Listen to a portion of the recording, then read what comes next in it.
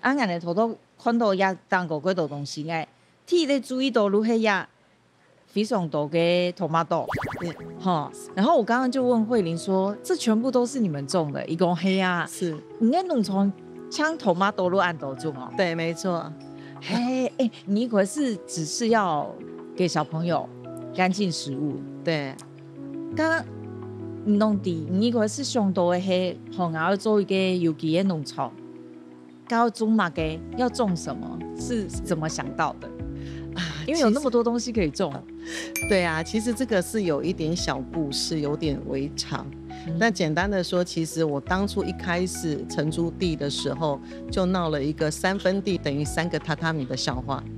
对，那后来也因为这3个榻榻米的笑话之后，就是因为我不知道面积的大小，然后也就是听隔壁的先教我先种菜，可是种了菜销售不出去，然后对，而且我第一次种的是空心菜，它会攀爬在一起。那其实你进去的话，其实对孩子来讲，他容易被绊倒，对，然后也会有压力。后来我其实是一直在修正，那时候必须也要考量到现实，就是我要活下去，就是还有经济上的压力。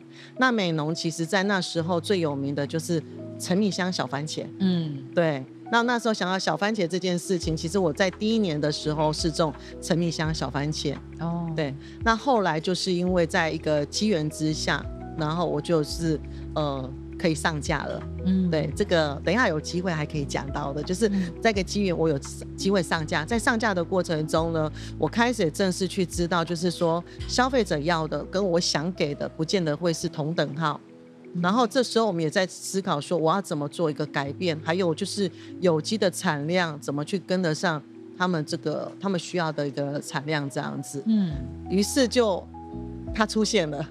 我从第2年的时候就开始种3个品种的番茄，那时候就是我印象很深，就是陈蜜香，然后玉女，红色的玉女，然后还有一个是黄色的一个金银，对，就种这3只。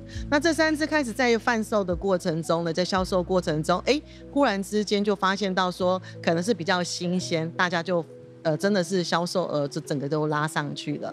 那我也在思考说，因为以前印象中妈妈都跟我讲说，小番茄是不可以送礼的，是不可以拜拜的，对。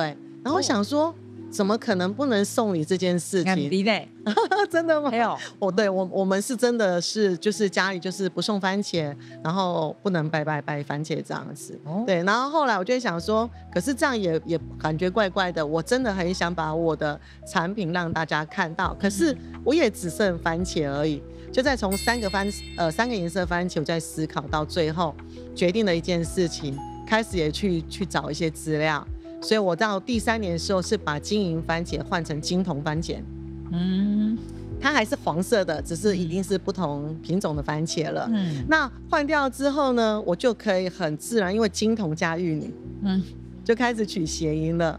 对，然后可能是那时候也是比较刚开始，大家好像新鲜度就比较高。我们真的有接到了人家就是结婚的。取代掉喜饼的这部分了。对，那也因为这个关系呢，让我忽然玩心变大了。我既然玩了3个品种了，那我要继续玩下去，所以在隔年度的时候就变到8只了。